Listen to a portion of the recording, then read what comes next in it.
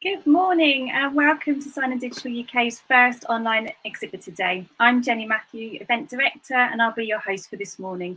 Thank you all for making the time to join us. I hope you'll find it useful. The purpose of today is to bring you up to speed on all the show developments and what to expect when we get on site next year. We'll get to meet the team. We've got Rudy and Derek, who are account managers, who I'm sure you know well. Helen and Zoe in marketing, who tend to work behind the scenes, so it'd be nice for you to meet with them today. And of course, Farida in operations.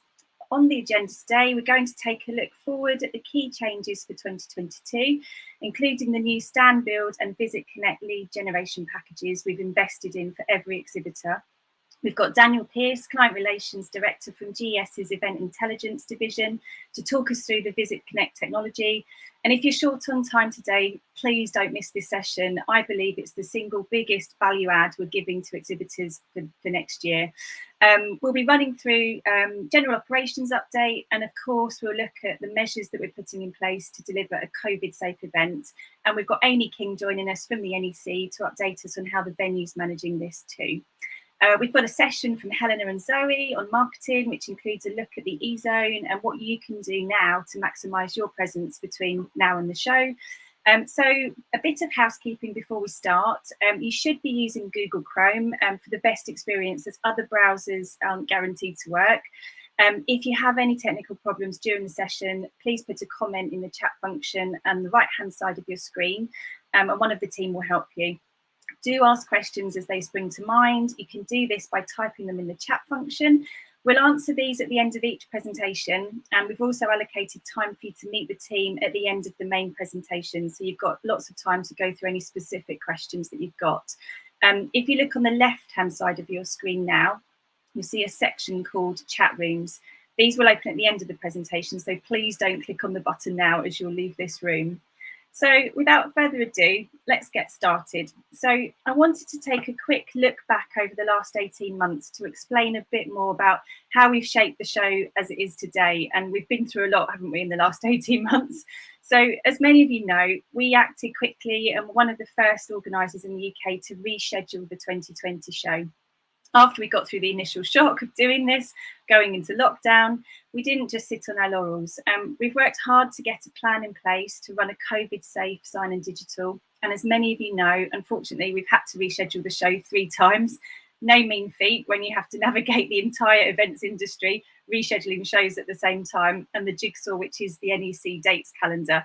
We got there in the end, though, and I'd like to say a big thank you to all our loyal exhibitors who stuck with us through this really testing time. So once we got the dates sorted and the show in place, we've been really proactive contributors to the All Secure standard. So this is a government-approved, industry-wide standard for the safe return to events, essentially how we're going to run the show safely with COVID. We've also lobbied hard with the government to allow events to reopen, and in fact, Sign & Digital UK was submitted to DCMS as a case study to show the economic harm of not allowing events to reopen. Our Chief Exec, Amanda Barnes, has also been lobbying hard and actually pretty much came up with the idea to try and get an industry, a government-backed industry insurance policy to support events should we go into an emergency lockdown again. And, you know, that has come to fruition, which is brilliant news.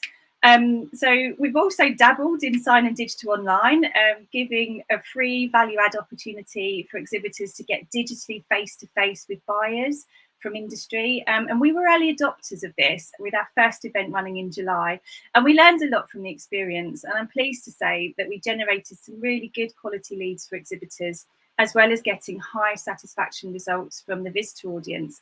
And in fact, a net promoter score, which is a score which marketeers use to say how likely are you to recommend something to somebody. So, you know, people are really putting their personal recommendation to this.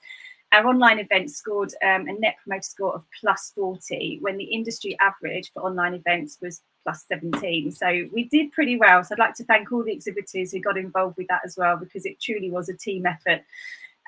But what we learned really was that there's no substitute for face-to-face events. And so with the events industry being turned on its head by COVID, as many other businesses were, we took the opportunity to take a close look at what Sign & Digital was delivering to exhibitors and how we could improve that. And so we had 3 objectives. excuse me, 3 objectives, mainly to the primary objective was to deliver a COVID safe event, but we also wanted to address some of the underlying issues with exhibiting. And the biggest one being that the cost of exhibiting has been increasing at a pace in recent years, which in turn obviously affects the return on investment that events deliver. We also wanted to take a look at how we could make exhibiting much more sustainable and an easier to manage activity. And so that's what we've done. We've invested a significant amount of money to give all exhibitors a stand build and lead generation package, which addresses all 3 objectives. So we build the show at our cost, giving you a rather posh stand built out of amp walling, which is a seamless self-supporting structure. So it looks far better than traditional shell. Here's a picture of it, and you can see there's no struts or guides or seams on it, so it looks great. We're also providing a lead generation package for all exhibitors called Visit Connect, and this allows you to digitally capture leads during the show and share your promotional material with visitors, and it's all contactless. So that was a key thing when we were looking last summer about how we could run a COVID safe show. We've invested in the full package for you. So all exhibitors have unlimited licenses for stand personnel and unlimited QR codes to help you capture data. Now, Daniel Pearce from GS will take us through this in more detail later in the session, so I won't steal his thunder by telling you more now. But effectively, both packages help us to be more sustainable. So the build itself is better because all the amp walling will be reused many times over. The digital nature of Visit Connect allows you to do away with expensive printed brochures, which I know often are used for the show and then potentially, thrown away. You may find that you need less staff on the stand because with careful use of the QR codes, you can actively and passively collect leads. And Daniel will take us through this in a bit more detail later on. So with less stand build costs and more leads, your return on investment should improve significantly. So having got the packages in place and the date set, the team turned their attention to, what should the show include next year? Obviously, by the time we run the 2022 show, it'll be 3 years since we've run the exhibition, and all our plans for 2020, well, they're pretty much 2 years out of date. So we decided that we'd send a very, very short survey to the sign audience to kind of gauge their reaction and to get a feel for a number of things. So we wanted to find out at a high level what the health of the industry was like. We wanted to find out how people were feeling about coming to events and Sign and Digital. And we also wanted to find out how the exhibition could really support them and their business plans going forward. And I have to say the results were phenomenal. We had the highest level of respondees to any survey that I think we've ever had. So we had over nearly 600 people that responded. And the results were overwhelmingly positive. So only 3% of respondents said that they weren't likely to come to the show next year, with 97% saying yes, effectively, which backs up research that actually we did last summer. So in the summer of 2020, where we did some telephone research. And back then, even then, the audience, they were desperate to get back to live events, as we all are. In terms of the health of the industry, so we asked a question about how many staff they were currently employing, including those people on furlough, just to get a feel for how many staff they had now compared to the start of 2020, so effectively pre-COVID. And 75% of respondents said they had the same number or more than the start of 2020. So we took that as a really positive sign. We also asked the question about intent to purchase, which obviously that's what we're here for, aren't we? We want to sell our products, and almost 50% of respondents intend to purchase new equipment and sign up with new suppliers in the coming year. And that fits really well with the Sign and Digital timeline, because we know from previous shows and feedback that we've got that the audience use Sign and Digital to come and physically place orders, but also to back up their research and to really come and see firsthand what they're likely to buy. And we know that those buying decisions take place at the show, they take place in the run up to the show and after the show. So the fact that half of them are looking to invest was music to our ears. And the key question which we wanted to use to shape how the show looks for next year was, what can the show do? What can we really do to support you? And overwhelmingly, respondents wanted to see more demonstration areas. So they, we know this, they want to come, they want to get inspiration, they want to see things and, talk to technical experts. They want advice on what they can do to really drive their business forward. And one of the things that really surprised us was that they wanted facilitated meetings with suppliers. So they actively want us to put them together with exhibitors at the show. And so looking forward, the plans that we had in place for the show were pretty much spot on, but we've got some extra emphasis areas that we're going to look at. So let's take a look at what the show looks like. So here we go. So in terms of the focus for the show, so we're continuing to have a dedicated focus on textile printing, and this is a trend that we've seen for a number of years. And this year we've actually got a dedicated area on the floor plan called Textile Tech. And now we know a number of exhibitors already booked in other areas of the show have textile printing offerings. So don't worry, we will work with you to promote that at the show and also in the run up to the exhibition as well. Feedback from the 2019 show was that visitors wanted to see a broader range of suppliers, particularly for the smaller sign maker. And Derek and Moody have been doing a brilliant job of bringing on new exhibitors to the show to give that breadth of products and services that visitors want to see. We're going to have the sign studio. It's always a popular feature, so that will be showcasing sign making techniques, and it's a great place for visitors to ask those technical questions and advice, which obviously came through in the research. New for this year, we're going to have a sustainability trail, and we'll be raising the profile of those exhibitors who have sustainable product offerings, and we want to make it easy for visitors to find you on the exhibition floor. So we'll have a sustainability trail to flag that. And we're also introducing technical tours as a feature for this year. So over the 3 days, we'll have 6 guided tours to take visitors to selected stands for a demo or technical talk that's relevant to the tour subject. As an example, how to get started in textile printing. So if you're interested in this, talk to Rudy, talk to Derek, let us know, because we'll be in the next couple of months, we'll be putting the programme together for that. But this really plays on guiding visitors and actually helping them to find companies at the show and understand what they can do to either build on the business that they're doing already or diversify and go into other areas. And also, following the results of the survey, we're looking to provide an advice clinic on the exhibition floor. So there'll be an area where visitors can come, and we'll have different people that will be sharing their technical and business advice to support the sign industry. So lots going on. As I said, we're looking at the moment in terms of what we can do to support the facilitated meetings. We've got a number of platforms, technology platforms that we're looking at. So we've got a short list and we'll be sharing more details with you on that. And again, we'd be really keen to get your feedback on how you'd like to see that happen at the show. And demonstrations. So essentially, visitors come to Sign & Digital to see your products and your services. It's very different. It's a buying show. People physically come to place orders, and they want to see, what they could potentially invest in. They want to touch and feel. And we know that from the feedback that we've had over the years. It's very different to other exhibitions that I've worked on, where the conference program, for example, the content in that conference program is the main driver for people to come to the show. Now, what that means is that as exhibitors, you are our content. And so anything that you can do to demonstrate your product, demonstrate your service.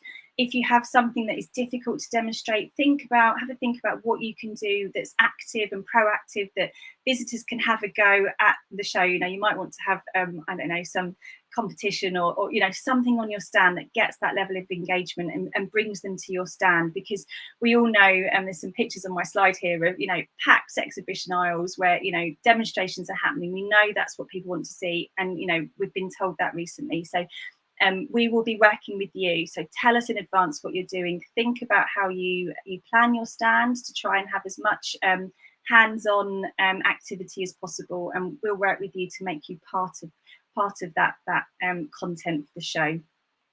So key changes. So I'd like to just take a look forwards at sorry, gone too far forward. Key changes for 2022. So essentially, we're going to run through the three main changes, which is the fact that we've invested in the Visit Connect lead generation package. And we're going to go into a bit more detail and talk through the AMP stand build package and what that means for you. And also the ops side of things, so how we're going to manage the show floor this year. So I'm just going to check, make sure we've got no questions. So I've got two screens here. That's great. Okay, perfect. Right, so I'd like to welcome to screen, we've got Daniel Pearce, Client Relations Manager for GES Event Intelligence. Good morning, Daniel, welcome. Oh, you're on mute. There we go. I make that joke every day. You get one a day where you leave a call. There's always one. There's always one. Not sorry. So welcome, Daniel. So you're going to take us through, aren't you, the Visit Connect package in a bit more detail. So over to you. Thank you very much. Well, good morning, everybody. As Jenny rightfully introduced me, I am the Client Relations Director for Visit Intelligence here at GES. You'll hear GES mentioned quite a bit, and I know Jenny's last slide there mentioned GES. For those of you that aren't aware of who we are as a business, we pretty much do everything in the events world, from physical stand building all the way to the area that I'm involved with, which is the event intelligence arm. For yourselves, we're going to be talking about Visit Connect, and really our expertise here is in how we capture data for an event, but then how we use that and how we successfully implement that at an event. There's a huge difference, and we see this day in, day out.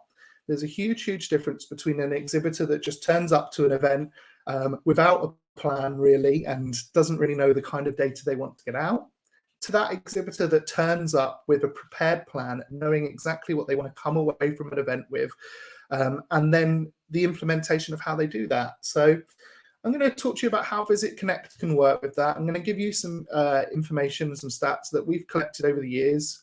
We run hundreds and hundreds of events every year. Even in today's scenario, we've got 5 on today as such. So we have a lot of data where we capture this from.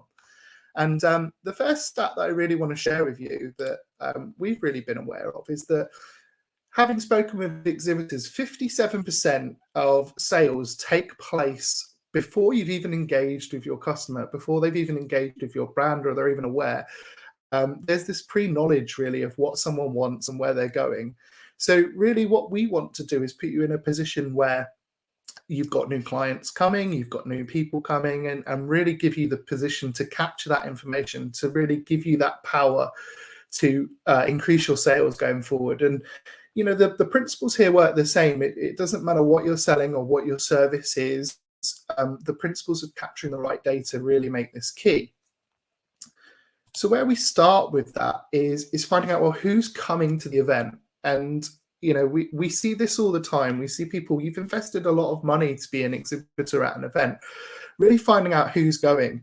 Now, you're likely to interact with your current current database of clients at the moment, but actually what we're talking about here is really pushing it out to find out, well, who else is coming? Who are we not aware of that's coming? So this is where we would really stress that at the moment you're starting to use things like any social channels that you might have, any direct contact databases that you might have, but just anything that you constantly do to start promoting that you are coming to the event. And the simplest way of doing that is literally to grab the registration link off of the website and say, we're going to be exhibiting at SDUK, come and see us, click here to register, and really start that conversation from today. I mean, that's vital for really having a successful event. And where we come out with some stats from this is that 64% of people that are going to interact with you during an event, normally they know that they want to see you before coming to the event, and they're likely to know that they're going to come and see you.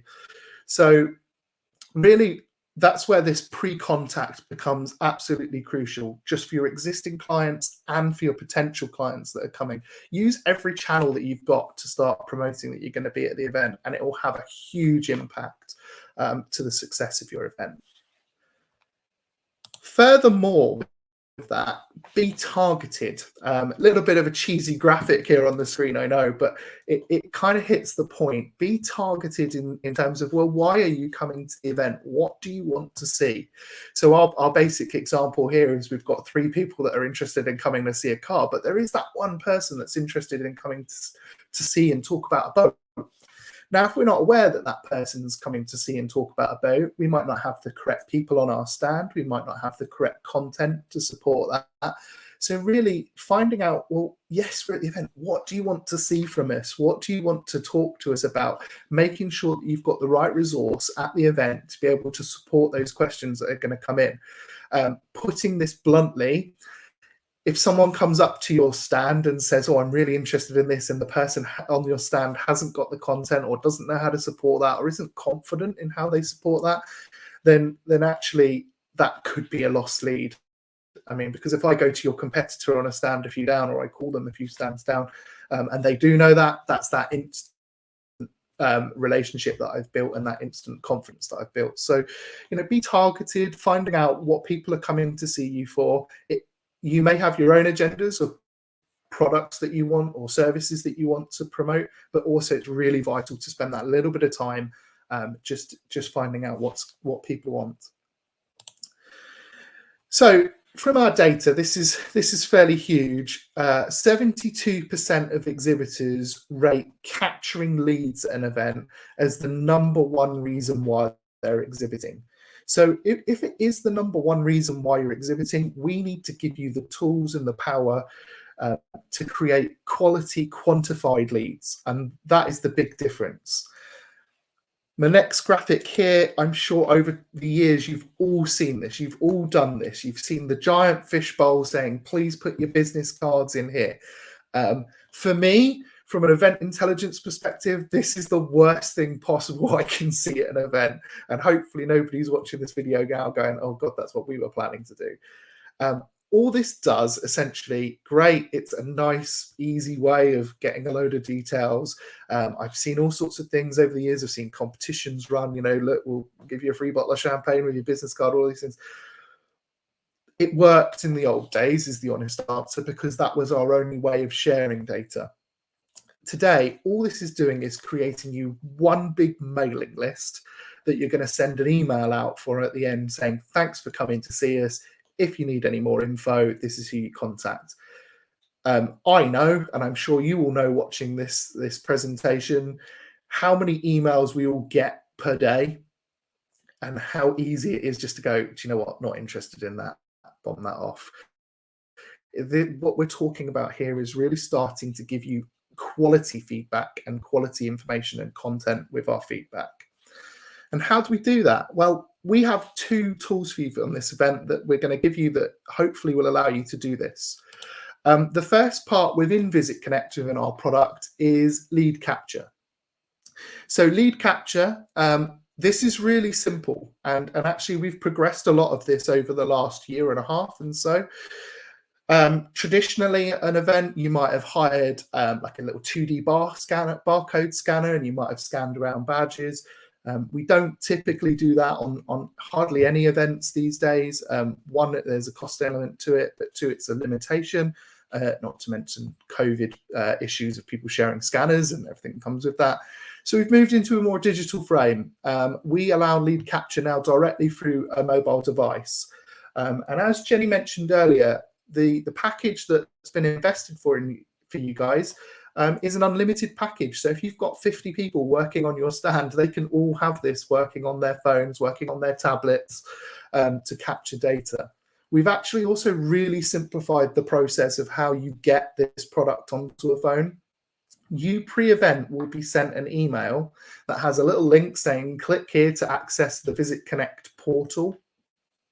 You click that, and this all runs through a web browser on your phone. There's now no need to download any apps or any process. And we've moved away from that for ease of use, for making sure your battery doesn't die during an event, and also for just opening this up so that anyone can do it. So the important things to think about here is, okay, I'm going to an event. What do I want to come away from the event with? What data do I want to come away with? I don't want just a big a big Excel spreadsheet full of email addresses, because I can't follow that up. And what we can do is we can tailor things like questions.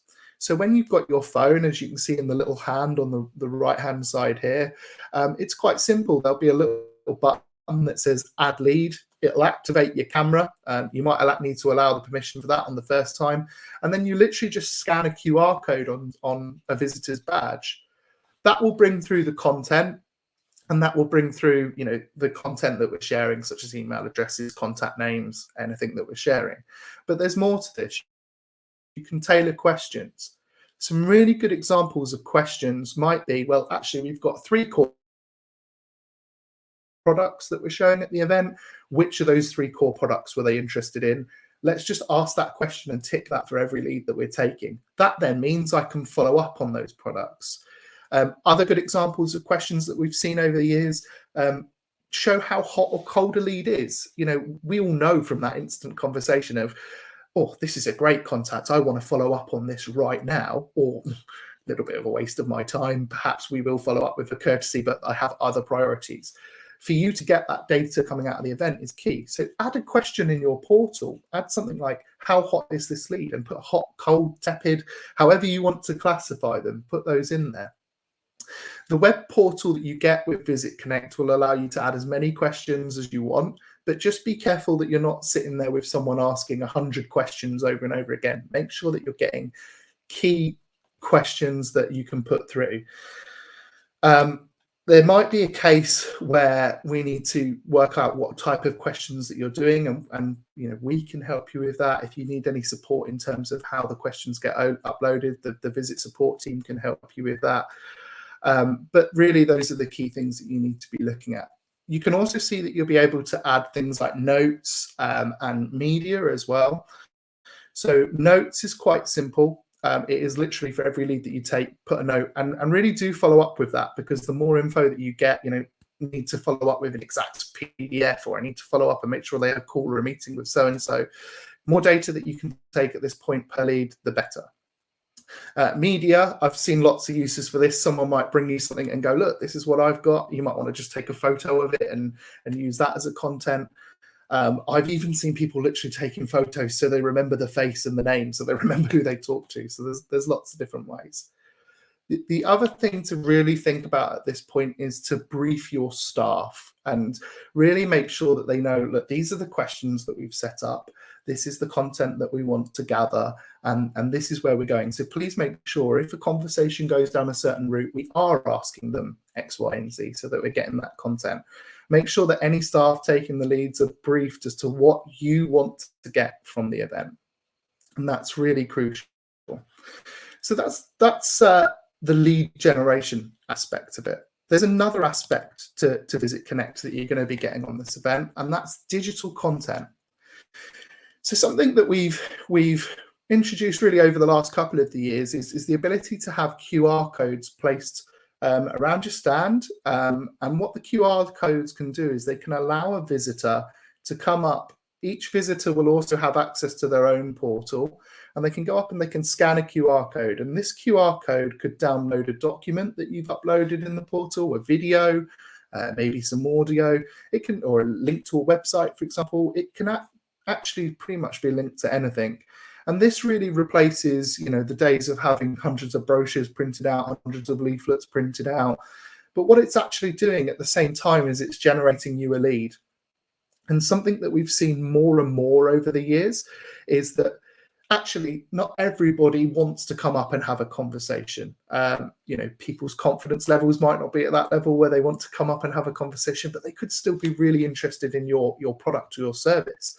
And QR codes are great for this, especially if they're promoted well within your stand. And you can see here in our little image that we've got a clear display of how a QR code would look. You may get the best lead that you've got through a QR code. It could be that you're having a conversation with someone here, and just behind your back, that person that maybe you would have missed because you were busy in another conversation actually goes and scans the QR code because they're interested in the product that you've linked to that QR code. It's a really good interactive way of allowing the visitor to have the power to be interested. Also, if you've got any employees that are concerned about using the lead capture aspect, or maybe they are just hopping on and off of your stand, QR codes is another great way, because you can lead a conversation that way. You can actually say, well, look, I've got a brochure that shows everything about this product. All you need to do is scan this QR code and the brochure will automatically come through to you. Things like this are a really useful, powerful tool for you to be able to engage with your audience going forward. I've even seen scenarios where I've seen a stand that, for God knows what reason, but it's been left empty, and cardinal sin number one, really, that it's been empty, but it's actually still been generating leads because people have been scanning those QR codes and been interested in the display that's there. So don't use that as a fallback, whatever happens. But it's really about making your stand an interactive stand, about making it something that they can play with, something that they can get involved with. And please have a think about how you would use those QR codes, how you would display them within your stand, and the products that you would link them to, or the websites that you link them to, the audio codes. It's a really great tool to turn an event from a static event into more of an interactive event. So generally, we see visitors really happy that they've got something to do. So it's really good.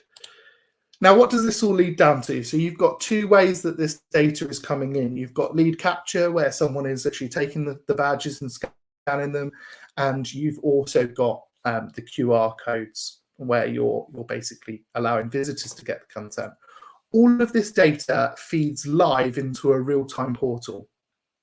Now, this is a web portal that you will basically have access to. And as this data is coming in, I think this is where preparation is really key. A lot of exhibitors at an event will essentially look at this data post the event. They'll send their follow-ups, and look, that works.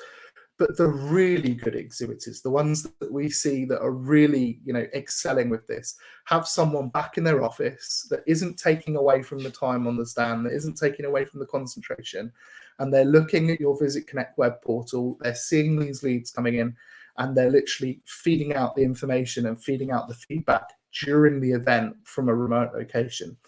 That is a massive, massive benefit that really makes you stand out as an exhibitor. I know personally, if I'm walking around an event and I say, oh, hello, I'm interested in your product, and within 10, 15 minutes, there's all the information emailed through to me saying, would you like to book a meeting with Dave or whoever?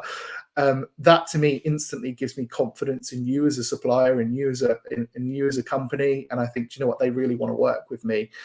If I wait a week later and I get a generic email come through saying, thanks for coming to see us, talk to us more, I'm thinking, well, it's taken a week. How much do you actually want my business? So have a think about how you can implement that. I know not everybody has got the resource to do it.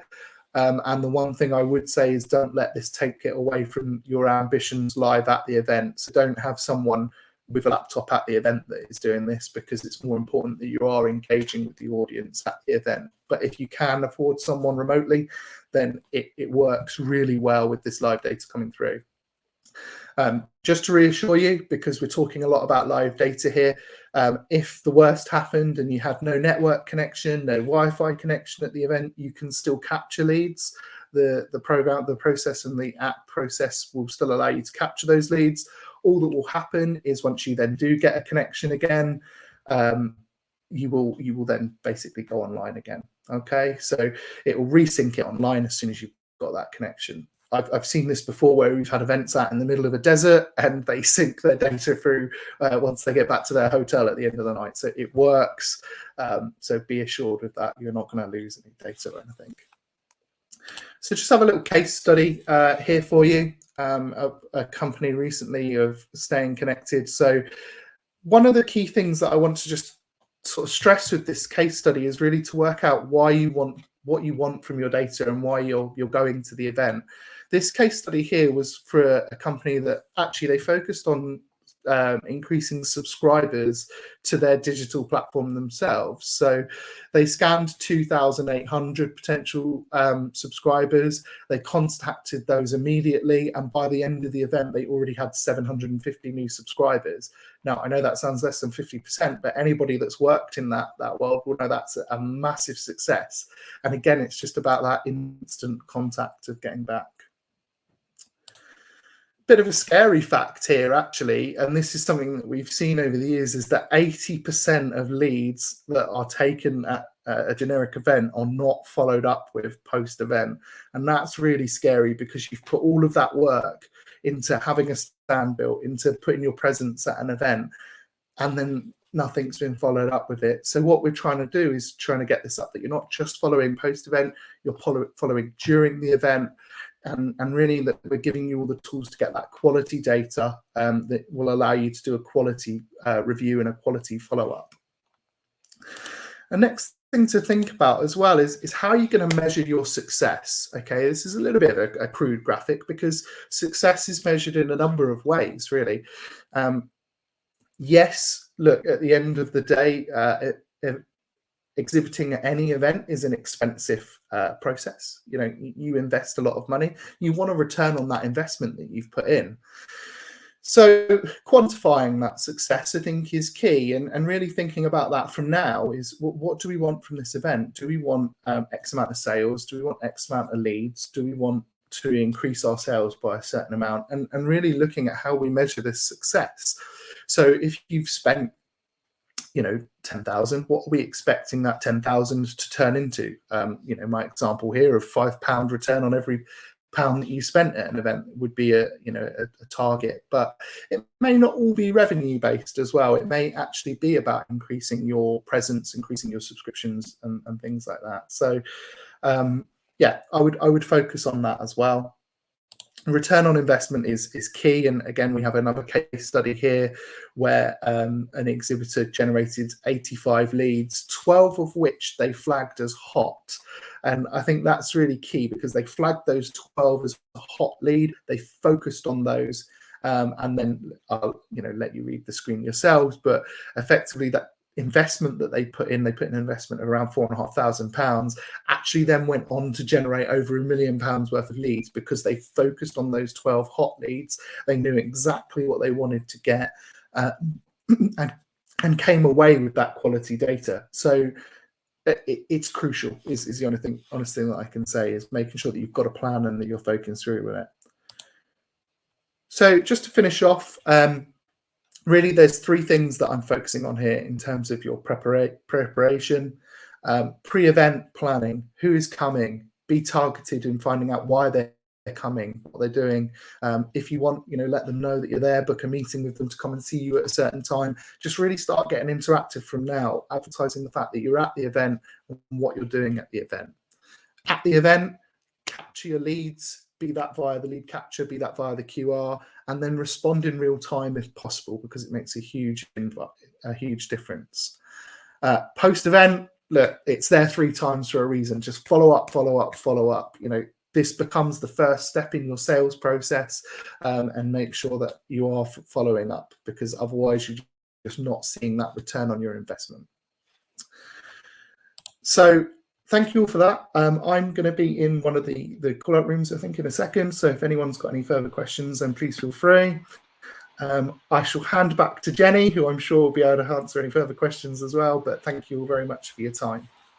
That's brilliant. Great. Thanks ever so much, Daniel. That was really interesting. So we do have one question from Jade. So thank you. So Jade's question is Visit Connect for people visiting, exhibiting, or both?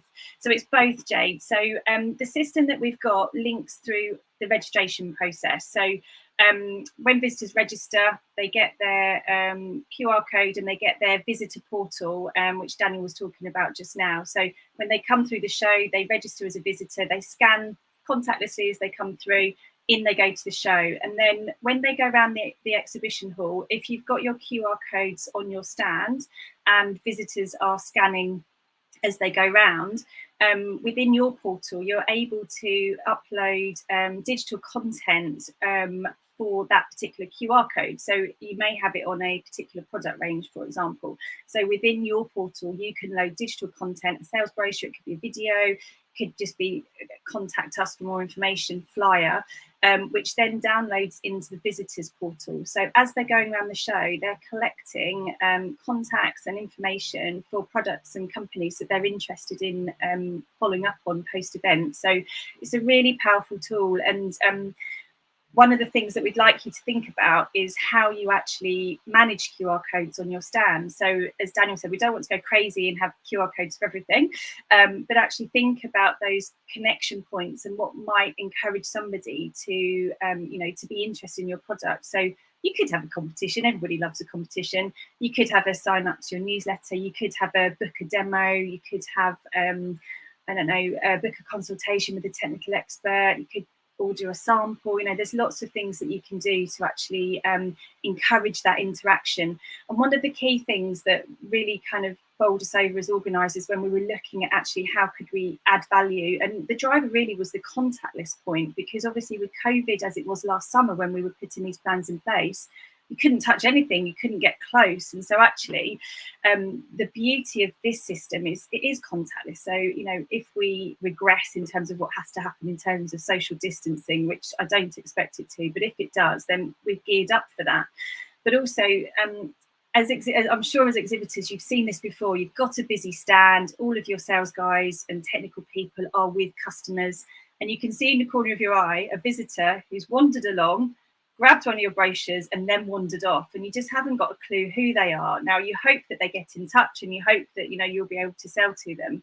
The beauty of the QR codes is those passive visitors who maybe don't want to actively come on your stand but are interested in your products and just want information to take away, they can scan a QR code, and because it's linked to a particular product or service that, you know, you've got on your stand, you instantly can see in your portal that that person has scanned that QR code, and then you can follow up. And as Daniel said, you know, if you've got somebody back at the office who's not at the show, they can manage those leads in real time, and actually they can ping information to that person there and then. The other beauty of it is if you've got a busy stand and you've got people queuing up to demo, you could have a code on your stand, for example, that says scan here and we'll contact you when we're free. So you can then contact that person in real time during the show and invite them back to your show. Or, you know, if you don't have machinery or equipment to demonstrate, then, you know, if you've got a technical expert on your stand and you're busy, you could have a, you know, scan here and we'll invite you back, or, you know, we'll take you for coffee, that type of thing. So it's a really, really powerful system. And I think for 2022, we'll probably scratch the surface of what we can do with it. And I'm really excited that we've taken the decision to invest in this for all exhibitors and visitors to get that benefit. So I can't see any more questions. If you do have any more questions that spring to mind as we go through the process, this presentations, as Daniel said, he'll be in one of the chat rooms later once the main presentations have finished. So please do go and see him and he can answer any technical questions that you've got. Lovely, right, so moving on. So the other key change that I want to talk about now is the Standalone Package. So I'm going to welcome on screen Rudy, who's going to take us through the package in a bit more detail. So over to you, Rudy. Hi, everybody. It's good to be here, and I hope you're all well and business is good. So as Jenny said, we've got a new package here for exhibitors. It's what we're calling the AMP Standalone Package. And I just want to first off say there are two main reasons why we put this exhibitor package together.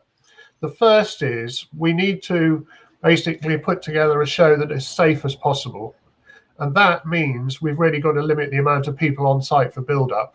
That's one. Second one is return on investment for exhibitors. Absolutely key. And we've talked a lot about that today. So if we can create a standalone package for you, that will help return on investment for you. So what do you get? It's basically a very high quality finish back wall system, and there'll be a side wall as well for perimeter stands as well. It's self-supporting, and it'll be ready built for you and ready to apply graphics. Now, hopefully this is going to be a big factor in reducing costs for you, and that's a major reason why we've done that. In addition to that, you'll also get carpet and spotlights as well, and then for the bigger stands, a storage area and the void area.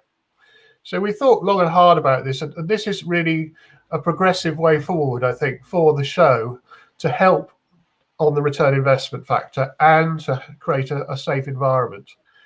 So I think in addition to the Visit Connect package, you've got a really good package overall there, very strong. So what we thought we'd do is actually just talk through some of the frequently asked questions and just sort of clarify a few things. We've got an illustration here. We've got a graphic that shows what you could do on your stand, but it just shows the basics there. I'm sure you could make your stand look way better than this graphic, but it's just an indication there. Yeah. So anything to add to that, Jenny? Yeah, I think really what I've taken from the research over the years that we've taken from the show, from exhibitors and visitors, is people want to come and see the products. They want to see, they want to touch, they want to feel, they want to see things. So it's really about putting your product centre stage, and rather than, you know, having to invest in tens of thousands of pounds sometimes to build these huge stands, actually think about, you know, what you've got on your stand and actually how you can really maximise your presence and to make your stand as interactive as possible. So we know that people come to the show for inspiration. So if there's any way, you know, that you can use your stand space to demonstrate how, you know, the application of the things that you output or can produce, that's brilliant. You know, it's really about giving that visitor the opportunity to see as much as possible. So, and I think also one of the things that we were really mindful of, everybody's been through a really tough 18 months. You know, it's been really hard for businesses, and, you know, we're really pleased that, you know, exhibitors have stuck with us and, you know, they're continuing to exhibit. But we're always conscious that you've spent a lot of money, you know, with business being down. You know, we've been through a shock, the COVID shock, we've been through it. And actually, you know, it's tough. We don't have lots of money to spend at the moment, and anything that we can do to support businesses to kind of move forward, you know, if you don't have to spend money for 2022, that was one of our driving factors. Let's see what we can do to just make it a level playing field, so everybody's in this together, and, you know, do the best we can and to bear some of that cost and to make it as simple as possible. The other thing is it takes a lot of time to manage an exhibition stand, and, you know, if you've got complex build, that's even harder. And so actually, you know, think about that resource going back into running your business rather than, you know, managing a stand build. So, you know, the system that we've got here, it's simple, it's straightforward. And ultimately, you know, as organisers, we've got a responsibility to run a COVID safe show, and having that complete oversight of the exhibition floor allows us to do that. And I'll come on to that in a minute. I can see some questions coming in. Shall we answer these, Rudy? Let's have a look. Yep. So Simeon, thank you. So you've asked, does this mean there'll be no space only stands? Yeah, that's right. So we'll be building every stand on the floor, and then exhibitors, you can dress your stand, you can bring in displays, and you can build. What we're asking is that at the moment, obviously, there are no restrictions, and we're expecting it to be fine for March next year. But as organisers, we've got to be able to run the show in terms of capacity management if we have to. So we know that obviously when you do space only stands, there's a lot of contractors that come on site to all of the different stands. And at Sign & Digital, I think it's about 80% of the show is self-build, which means, you know, potentially there are literally, you know, it could be thousands of people on site building the stand. So no space only next year. We will build the show, and we ask that you come in and think about your stand design. So think about how you can bring in and assemble displays. Think about how you can limit the number of contractors. So don't go complex. Don't think, you know, complicated stand build. Try and keep it as simple as possible. So you can still obviously use your own contractors to do that, but we'd ask that you give them a slightly different design brief this year, which is to keep it simple. Because ultimately, if we do have to put social distancing in place and protect you, your contractors, the venue staff, and our staff and the visitors, then, you know, we need to be able to manage that. So I think let your products do the talking is where we're coming from on this. Yeah, really exactly. Focusing on the products and demonstrations. This is the feedback we've had from visitors. They want to see demonstrations. They want to see working machinery, new products. Yeah, big focus on that. Yeah, exactly. So Dirk, you've asked a good question about electricity outlet and consumption. Yes, so if you originally booked a Shell scheme stand, that package included sockets. So those you've got those. So you should have had a letter from us explaining the new package that you've got. If you're not sure, if you can't find that, contact Rudy or Derek as your account managers, and they'll share that with you. But yeah, GES are managing the electrical supply at the show this year, and because they're building the show floor as well, effectively all the stands, they will work with you to manage the most cost-effective use of electricity sockets and points and portals as possible. So yeah, so I hope that's answered your question. Okay, Rob. So Rob's asking, do we still need to bring our own product display units or stands? Yes. So I don't have a picture actually of a completely plain stand, but on the visual that's on the screen at the moment, effectively we will build the back wall, and I'm just going to flick through. So for perimeter stands, something that's slightly different to previous shows, all perimeter stands have 2 walls, okay, and space in between the pairs of stands. And on the perimeter, the space in between will have an amp walling white blanking panel, so you won't be able to see through to the void. We did this for a number of reasons, to keep the space as open as possible when we were looking way back in the summer of last year how we could maximize airflow and not have people boxed into a stand. The benefit of this, of course, is that it gives you effectively a corner stand. So in terms of visitors being able to see your stand, you're much more visible. So it's a great thing in terms of being completely on display as people are walking around the aisles. But essentially, yes, so we will build the stand. So the walls will be built, the carpet will be laid. If you've ordered sockets, they will be in place. And you'll have spotlights. So again, the number of spotlights that you get are in your stand letter. If you're not sure, talk with Derek and Rudy. So that will all be assembled. And then all you need to do is dress your stand. So you would need to provide graphics, and then whatever displays you want to have on your stand. Now, GES do run a graphics service, which I would recommend if you want something that's quick and simple and you want literally a plug and play solution. I'd recommend that you use their graphics service to produce your graphics. So it's really simple. You effectively get given the dimensions for the walling, for the configuration of your stand. They will provide those dimensions. You create the graphics, and then you upload those graphics to the GES online portal. They will send you a proof. You sign it off, and then when you arrive at the show, your stand will be built with your graphics in place already. So it's one less thing that you need to worry about. If you want to produce your own graphics, that's absolutely fine. And we've got guidance on how you can attach graphics to the walling, and GES will support if you've got any questions around that. Good. So Vicky's asked a question, is the carpet customizable? Yes, absolutely. We are providing grey carpet, and the colour code will be in the manual when it goes live, for all stands. If you want different carpet, or if you want a raised floor, you absolutely can do that. But you need to either provide that yourself, or you can order a different colour through GES. If you change that, then that cost is on you. So you would have to buy that directly from GES, and they have a huge range of colours. So yeah, completely customizable. So you can change that. Right, Steve, question, is a secure storage cupboard only available on larger stands? Yes, it is, Steve, but we may have some spare ones that we could potentially, if that's something that you're interested in, then let Rudy and Derek know. We'll take a note of that, and we could provide that for you. So we'll come back to you on that. Simeon, are you providing a platform to allow electric points on any part of the stand? Okay, so no. If you need a raised floor, then you need to provide that at your cost. The beauty of amp walling is, as you can see, it's seamless. So it's got, it doesn't have the metal strips that come down in between each meter panel that you get with Shell scheme. And it's self-supporting, so you don't have the struts above the stand, but it's also the electrical cables get tucked up behind the walls. So actually, depending on where you need sockets and what type of socket you need, then it can look pretty posh in terms of where they go. So work with GES on that. If you've ordered a socket, then you can provide a placement diagram of where you want that socket to be, and they will manage that for you when you get on site. Okay.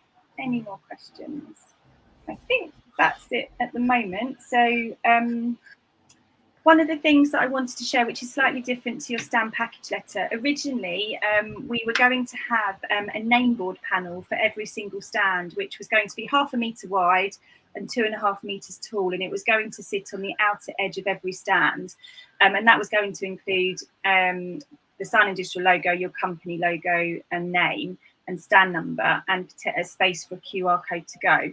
We've since changed our minds on that because it's too restrictive in terms of on some of the smaller stands it takes up a huge amount of the available graphic space, which is obviously, you know, your key area for promoting your products and your brand.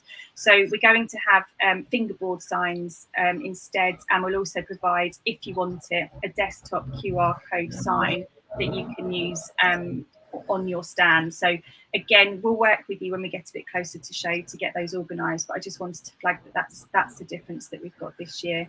Another difference as well is on your stand, so there's no complex build this year for the very reasons that I've just explained. We need to be able to manage the number of exhibitor, you know, the contractors and exhibitors on site at any one time. So no complex build, so nothing over 4 metres. So within the space of your stand, you can go as high as 4 metres, as long as there's no engineering drawings or structural drawings required, so it's not complex. And on the perimeter wall, we did have the rule where you could go as high as 2.5 metres. We've now extended that to 4 metres, so you can go as high as 4 metres on your perimeter wall if you want to. Obviously, you need to work with GS on this when you come to planning your stand, and you know, we'll make sure that those get signed off. But effectively, it gives you a bit more scope in terms of how you want to build your stand. Just thinking, is there anything else, Rudy, that would be useful to run through? In terms of the walling, if you want extra walling, you can order this from GES. They are also able to build things for you, such as storage cupboards on your stand if you want. They've got all sorts of accessories, so you can have shelving units, you can hang screens. Yeah, there's all sorts of ways that you can actually customize your stand quite simply. And you know, GS, if you order through GS, they will obviously build that for you, so it'll be ready for you to go when you arrive on the stand. Good, right, so I think that's it. Is there anything else, Rudy, that you think we should cover? I think possibly just, I know you've already mentioned it, but QR codes I think are going to be absolutely crucial. Yeah. And where they're placed and how they tie in. So you've got a new machine on the edge of the stand there, put a QR code there so it can be scanned very easily. Yeah. And competitions, demos, yeah, I think that's important.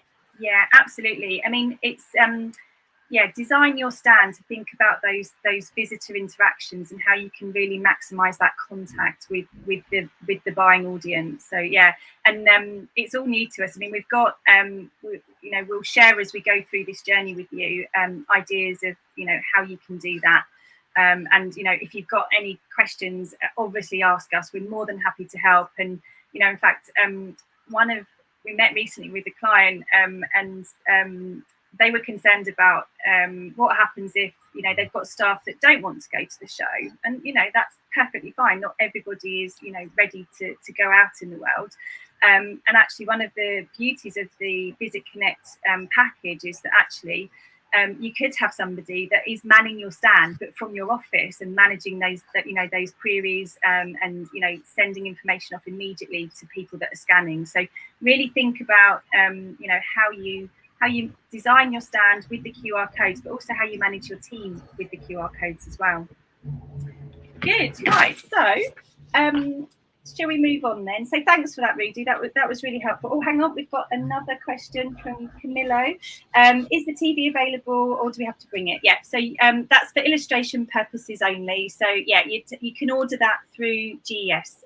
Yeah, sorry, no, not through GES, through our AV supplier Event Pro. So all of the contractors for the show are listed in the manual, and that's about to go live. So within the online manual, there's a list of contractors and what you can order from them, and links to their website, so you can have a look and see what size screen you'd like, and work with them to get that placed.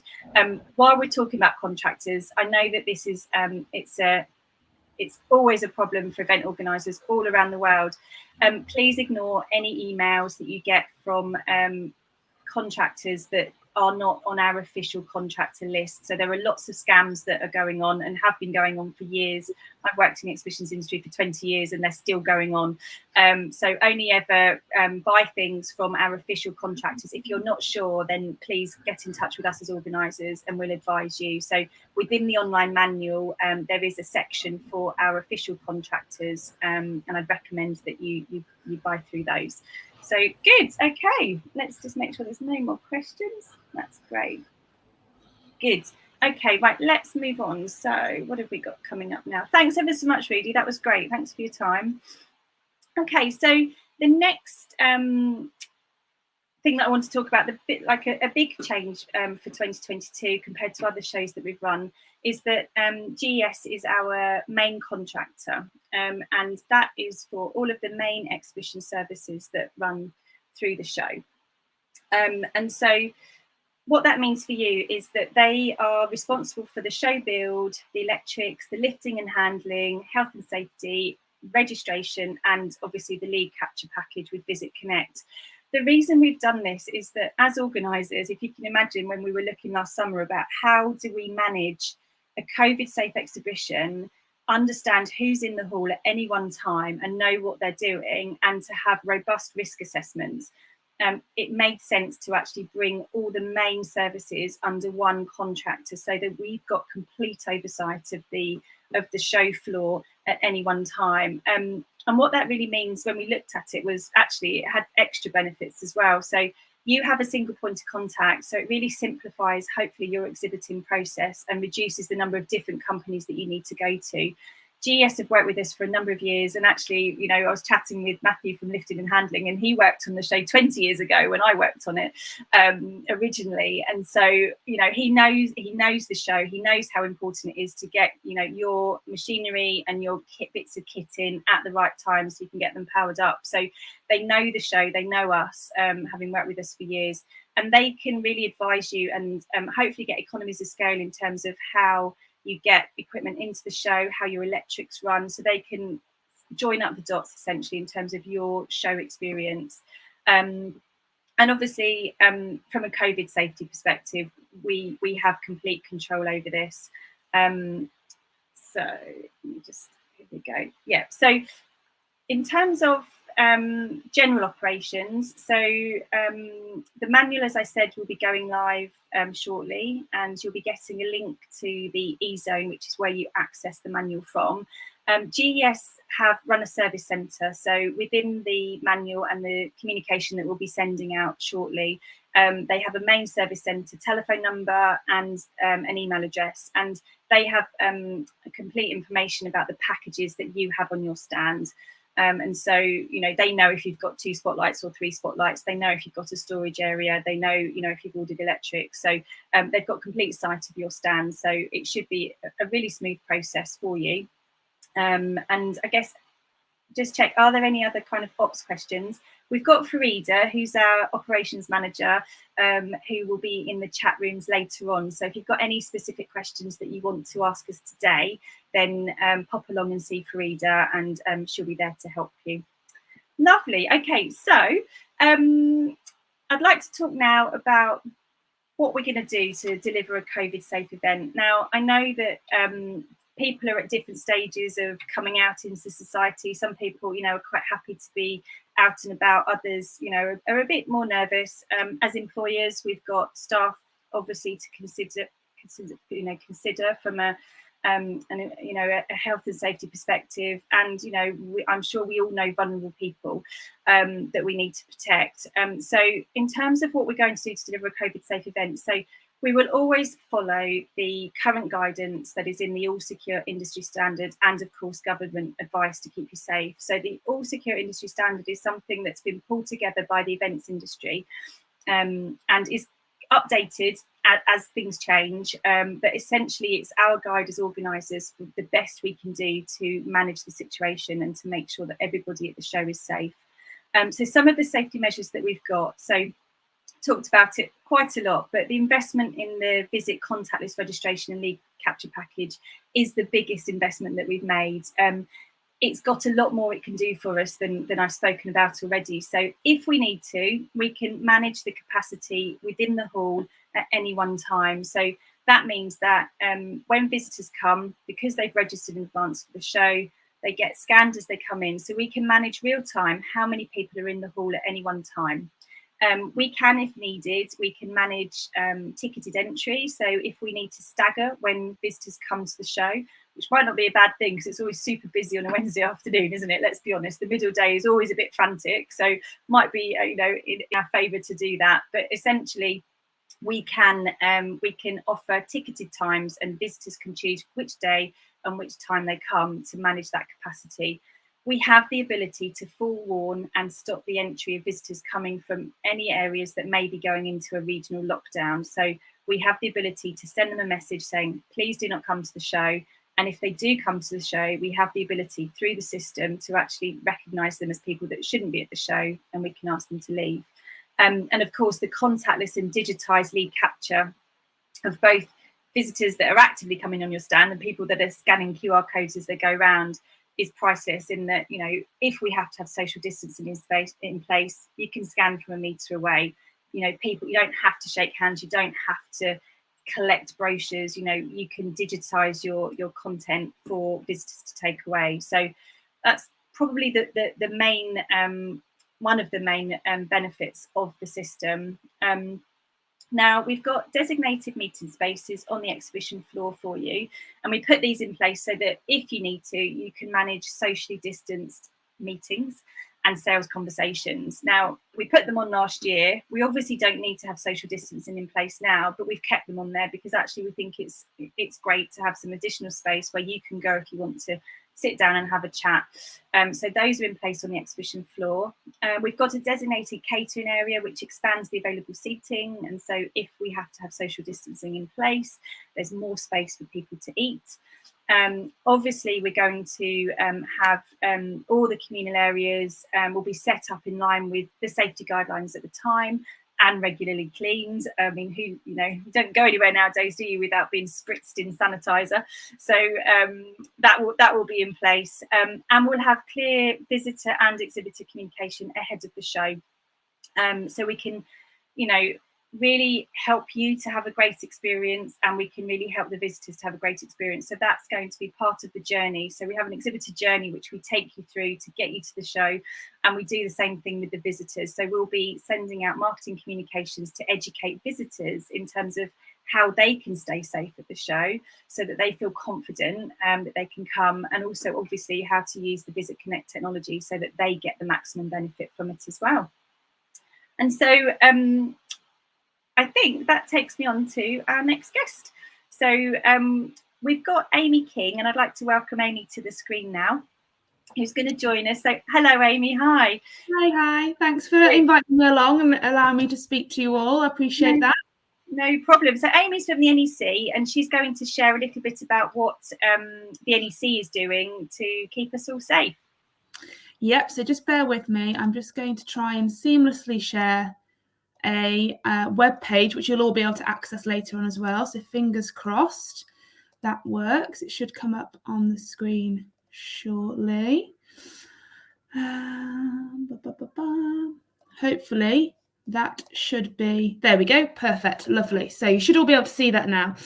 So yeah, from a venue perspective, we've been really busy, and I thought it would be kind of a great opportunity to share with you guys what we've been doing and try and kind of give you an outline of what you can expect on site.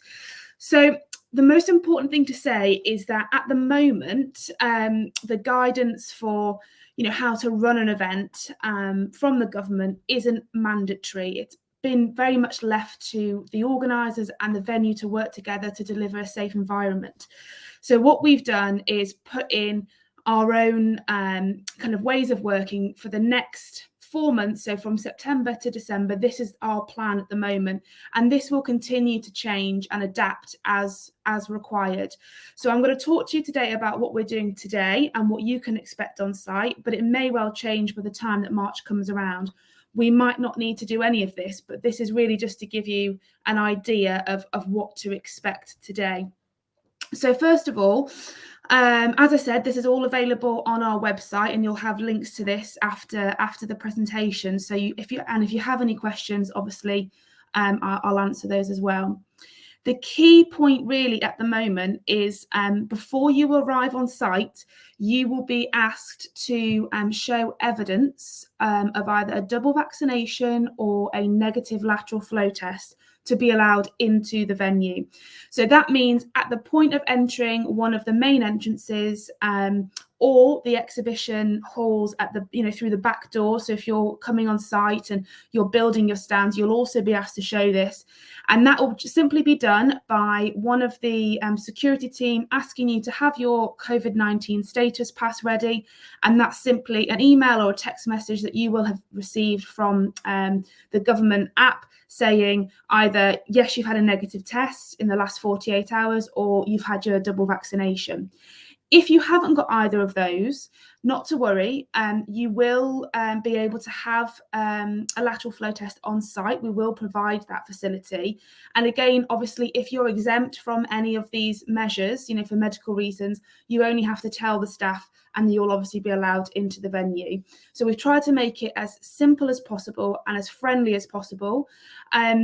Lots of feedback. We've had lots of feedback so far on the events that have already taken place where we've ran this procedure, and it's been really, really positive. And the idea of it is that although we don't have to run social distancing now in an event, what we want to do is try and mitigate the transmission of COVID-19 in any way possible, so that when you come on site and you go into your hall, you are having the most let me get rid of that. You are having the most, you're going to be in a secure environment, and you should feel confident and safe, which is really what we want to do. So that's the key element in terms of having your COVID-19 status pass available and ready for checking. So once that's happened, you will then obviously be allowed into the venue. Obviously, prior to that, you'll have been on a shuttle bus if you've parked, and we are still managing the shuttle buses in a socially distanced way because it's a smaller space. So we're running more shuttle buses, but with less capacity on each, just to make sure we're not crowding people. Obviously, show your COVID-19 pass, and then you'll go into the halls. And what can you expect when you are into the venue? Very simply, you can expect to see a lot of hand sanitizer stations. They are everywhere. You can't turn left or right without seeing one, which is great because they're outside all the entrances, all the high touch areas, the Starbucks, the Wetherspoons. Again, you'll see signage about social distancing and face coverings. These are not mandatory, but we obviously advise people to do what you feel comfortable doing. But we as staff will be wearing face coverings when we're on site and when we're working with the public, just to make sure that we are ensuring that, we're not bringing anything into the venue and keeping you guys as safe as possible as well. Obviously, a big part of COVID is about fresh air and mitigating the transmission of it by increasing fresh air and the quality of air. And as a result, we have run a huge kind of service upgrade on our ventilation equipment, and we've upgraded all of our filtration systems. So we can guarantee you that the best quality air is being circulated through the NEC at all times. In addition, so food and drink and touch-free experiences. So when you go to a catering outlet, you will see that most of the catering outlets are now contactless payment. We'll have screens up. We're still kind of operating that system of screens and social distancing. Again, it's not that we have to, we just think it's better to be prepared and maintain these, these processes in the event to keep everybody as safe as possible. There's no point taking them away to then introduce them later on again if we were told we had to. Of course, we're very lucky. We have a lot of space at the NEC, so social distancing isn't an issue. And don't forget, if you start to feel a bit panicked or you think, oh, I'm not sure, everything's quite close and confined, you can always nip outside for a bit of fresh air to the lake, to the catering areas that we have kind of out and about in the public spaces, and just take a breather and come back in when you're ready. And then really, obviously, the key point is enhanced venue cleaning. We are thoroughly enhancing everything. So everything's being sanitized, cleaned 3-4 times. We have much more focus on, really ensuring the highest cleanliest levels. It's not in anyone's interest to see dirt or mess in the time that we're in. We need to be really, really careful that we are on top of everything. So you'll see a lot more cleaning staff around. You'll see a lot more janitors in the toilets and catering areas. And hopefully you'll find them very friendly. And that's really the key thing for us, is making sure that if you have any questions about anything COVID related, you feel unsafe or not sure what to do, you can go to any one of our staff and say, can you help me? And we will be able to do so with a smile on our face. So that really, they are really the key things that we're doing. And like I said, as I mentioned, if you want to have a look through this, all of this is available on the NEC website, which I think the guys will share the link with you after this. So if you have any more questions, I'm happy to answer. But hopefully that gives you a really good flavour of what we're doing. That's great, Amy, thank you. And I have to say, I had first-hand experience of the NEC a few weeks ago. It was very exciting. I went to my first live event in nearly 2 years, and it's exactly as you described. It was so straightforward. I showed my pass. There were no queues. It was all very calm and orderly. Yeah. As you said, the NEC staff were wearing masks. Interestingly, I'd say probably about 5% of people in the venue were wearing masks. So people were some people were choosing to, but the majority weren't. And there were sanitizer stations all around. As you said, the socially distanced signage is still there, which gives you a sense of security. And I have to say, I felt really relaxed and comfortable, and it felt normal. It felt great. And, the whole experience was brilliant. And as you said, there are lots of outdoor spaces. So, it felt, let's be honest, the air volume in the NEC is vast, isn't it? When you think about the cubic meters of air actually in the NEC. So, you couldn't want for a better venue really to be in. So, so thank you, Amy. I don't think we've got any questions, but as Amy said, we'll be sharing those links after the event as well. And if you've got any questions, then obviously come back to us. Good, right. So we're at our last session. So I'd like to welcome on screen Zoe, who's going to take us through the marketing. So welcome, Zoe. Hi, Jen. Thank you. Hi, everyone. It's so great to see so many of you here today. I'm Zoe, and Helena and I will be leading the Sign Digital Exhibition marketing campaign this year. Today, I'm going to run you through the strategy for this year, the investment we have made for 2022, and what we need to do to work together as a partnership to ensure that Sign Digital is a huge success. So, like usual, we'll be working towards a multi-channel marketing campaign with registration opening and the full visitor campaign starting in November. We'll be working with our media partners in print advertising and through our PR campaign, sharing press releases and generating content, and also importantly through their digital channels. Digital is a big thing for us this year. These are just a few of our media partners. We have others that we're bringing on board too. We'll be running a feature and exhibitor-led email campaign to drive registration and get the right decision makers to the show. And if you think about it, these guys haven't seen innovation for a new product launches for 2 years. So the campaign seeks to showcase everything that we're going on at the show, the features, the demos, what's on your stands, and everything that you're doing in the run-up to it. While we're on this point, I thought it was a really good place to point out that your account managers will be checking in with you at points between now and the show to understand what you're going to be putting on your stand. If there's a wow factor, demo, special offers, product launches, etc. The show really needs to be an experience for our visitors, and we all need to play our part in delivering that. The third point I wanted to speak about is increased investment. So firstly, across digital. We have greatly increased spend across LinkedIn, Facebook, Instagram and Google Ads, and also with our other digital partners like the media, UK signboards, for example.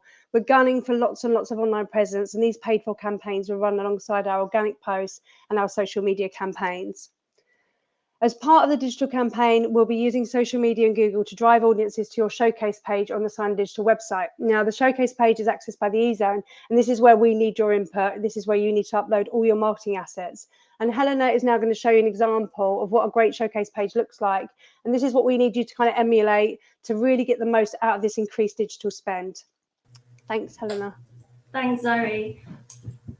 Hi, everyone. So I'm just going to share my screen with you here. So you guys as exhibitors are discoverable on the SDUK website via the exhibitor page here. So this is actually our second most viewed page on the website, and it gets around 50,000 annual visitors. So it really should be treated like it is your shop window. So if you click into an exhibitor, you'll find, oh, a little bit slow. There we go. You'll find the showcase page pop up. So here you'll find the cover image, which is customizable, and these product category tags. So these will be selectable in the back end of your e-zone, and they're quite important because they kind of help identify what service and offering that your company is offering. So site visitors can search these and kind of filter via these tags. If you scroll down, you can see your company bio. So you can input a couple of paragraphs here, as well as your website link and your social media links. You'll also see that there's a contact exhibitor button. So people can contact you before, during, and after the event. So we do recommend that you check in with these regularly just to make sure that you're replying to any potential customers ahead of the event. If you scroll up, you'll find products. You can upload as many products as you wish. Videos, which are, the kind of main form of marketing engagement tool at the moment. So if your company does have any videos hosted on YouTube, you can upload these here. Same with brochures. And finally, press releases. So you can really upload as much as you want and as often as you want. And we as organisers can then share this by this little icon here. And we can share this to our social media platforms. And I think collectively we've got around 15,000 social media followers. So it really is a great free marketing channel for you guys to utilize. I guess the key takeaway is to use us as much as possible, really, and don't just do it the month before the show. It's just to use us all year round, and we will do our best to support that. We are actually going to be running a digital campaign very soon, within the next couple of weeks, actually. So it's really important that you guys do populate your pages ahead of that. We don't want to be sending traffic to kind of empty pages. And on that note, actually, you'll be getting your e-zone logins by the end of today, so do keep your eyes peeled for those. I know some of you might already have your e-zone login details from the last couple of years, and your e-zone pages might be populated already, but we do ask you to kind of re-log on using the new login details and just to kind of revisit anything and update. Thank you. Thanks, Helena. Thanks, guys. Okay, so the last thing I wanted to touch on was the other area of investment for 2022. So from October, we'll have a dedicated exhibition marketing coordinator who will support you and your marketing efforts up to the show. Now, this person's role is to support and measure the success of the marketing activity that both we and you undertake to really optimize those campaigns and make sure we all get the best out of them. Sign & Digital is your marketing partner. We are your 365 marketing partner, and we want to promote your business, your press releases, your news articles. We want to repost your social posts and really make a noise about the products and services and what you'll be doing at the show. And the marketing coordinator will support this journey and will provide you with the tools to really amplify your presence. We really, really, really need your input, though. So it's really important, as Helena said, to upload and regularly update your showcase page. And some of you guys may be existing exhibitors who have come with us for the 2020 journey and think that you've already done this exercise. But it's really, really important that you revisit it, regularly update it. We really, really want to champion what you do, and we can do that by pushing out all your products, your services, your news, your press releases, everything that you have to offer. We can work with you to make sure that the industry knows about it. We also have some upgrade packages available. You can take some space in our newsletters. We have an open rate that far exceeds industry average, a true Sign & Digital community of an engaged audience. You can have banners on the website. There's so many opportunities for upgrades. Speak to your account manager, and there's loads of ways that we can extend your brand reach. Helena and I and the marketing coordinator will be available throughout this journey. If you'd like support with your show marketing strategy, if you have any questions, if you'd like to meet with us over Teams or face-to-face, do get in touch. Some of our exhibitors are these huge guys with massive, marketing teams. Some of you are smaller. If you really, really need some support, please don't hesitate to reach out to us, and we'll be happy to support you on the journey. I just need to check if there are any questions. Don't think there are. Oh, no, there might be one. No, there's no questions from me, so I'll invite Jen back on stage. That's great, lovely. Thanks for that, Zoe and Helena. Yeah, so as Zoe said, it's really, you are our content. So tell us in advance what you're doing on your show, what you want us to, push out to the industry, and we can do that for you. So we've pretty much come to the end of the session. I can see there was one question from Rob, which was about whether this will be available online later. Yes, it will be. It's being recorded, and we'll send out links to you after this so that you can watch back anything that you may have missed. So I guess I'll just do one final call for questions. If anybody has anything else that they want to ask now, I can answer it. No, nothing's coming in. Okay, so it's the end of the presentations. We've now got the chat rooms which are open. So we've got 4 chat rooms for you. So if you've got any operations or stand build questions, please go to the operations chat room, and Farida and myself will be there. If you've got any general queries, then go to the general queries, the account management chat room, and Derek and Rudy will be there, happy to chat. It's been a while, I'm sure. Visit Connect. So Daniel will be in the GES Visit Connect chat room, and he can talk you through any questions around the technology there. And of course, as Zoe just said, her and Helena will be in the marketing chat room. So before we click the button on the left hand side to leave this screen and go into those chat rooms, the event will stay open for another half an hour or until the last person leaves. So feel free to stay and to find out more. Thank you so much for your time. It's been great to be able to kind of share a bit of what we've been doing, and to help give you some tips in terms of how you can really maximize your presence at the show. As Zoe said, we're available anytime, so please get in contact if you've got any questions at all. And yeah, so I say thank you very much, and I'll see you in the chat rooms.